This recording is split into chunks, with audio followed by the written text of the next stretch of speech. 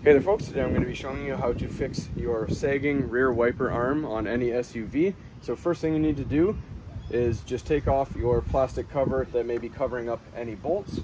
Now the case with most of these situations is it's just a loose bolt.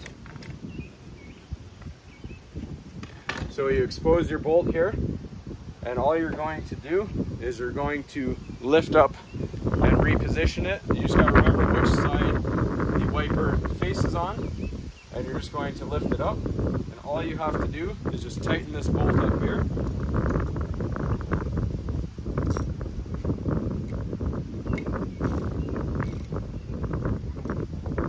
And as you can see, now we push on it, it is no longer sagging.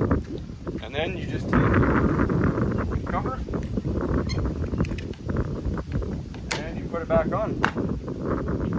And just make sure that everything's wiping as it should.